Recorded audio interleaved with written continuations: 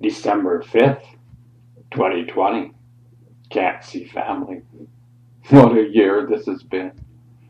My mom had an accident and went to a hospital. She spent a few days there and was told she has to go to a rehab center for a while. I would love to see her, yet there's no way I'm going to travel by plane. A few days ago, over 200,000 people got the virus, and 3,100 people died in a single day.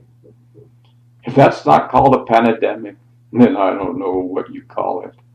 It seems like the worst is about to come, yet we still have the current administration holding Christmas parties without masks and social distancing.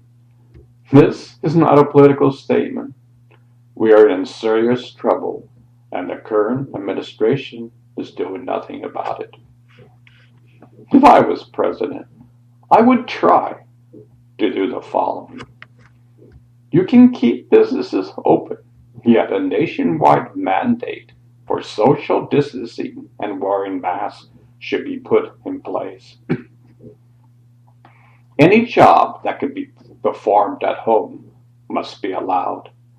The current administration should follow and promote these guidelines. It's time to stop the name calling from the president that Joe Biden is weak for wearing a mask. We had time in early January to have a concrete plan. We still must come up with a plan. Instead of bailing out large companies, every American family should get bailed out. Over 25 million Americans are struggling today. The food banks can't keep up. Both sides of the aisle need to bow and bend and compromise. Maybe we should take away their paychecks and medical benefits until they pass some laws.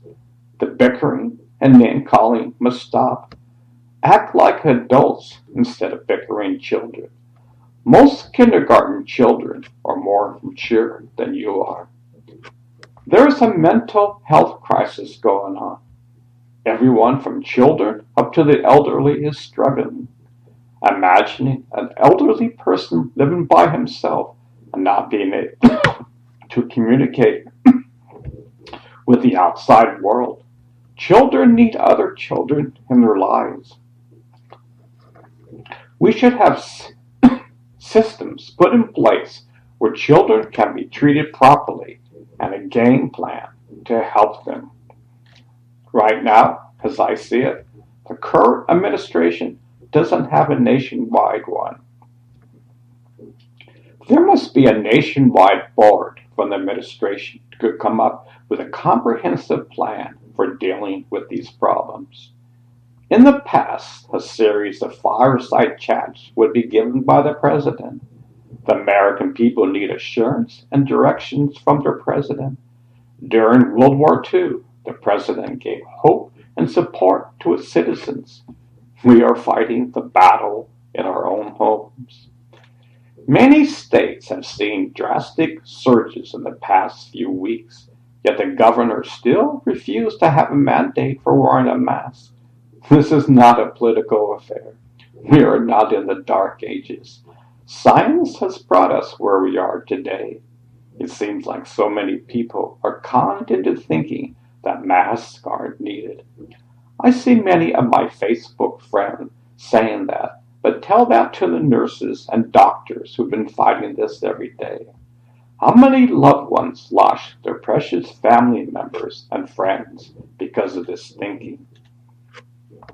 Shut down air travel during holiday times. Each spike has occurred during holiday times when millions travel. Look at the trend in spikes. I really don't like this, yet it is needed. We could be in an entirely different situation if we had a game plan put in place from the beginning. Politicians put themselves into the other side's shoes for a moment. If the other side did the same thing you did, you would be in an uproar. Guide by this principle.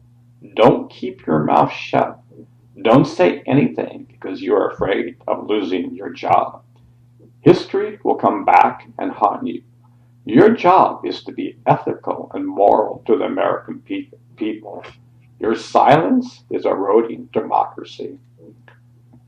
Who do you trust? All the Republican and Democratic officials who helped with elections this year?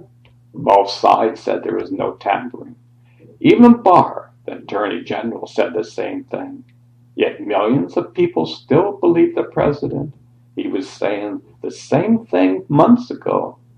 Personally, this in itself can be classified as a crime or treason. When the population doesn't trust the democratic process, that is the start of the downfall for democracy. The president should concede graciously. This is not going to happen. Yet Republicans are silent by that. Once again, change roles and tell me what you will be saying. Your silence is saying that you care more about keeping your job than our democracy.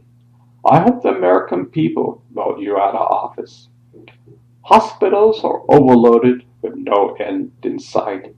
Send in the National Guard and hold the people in charge accountable.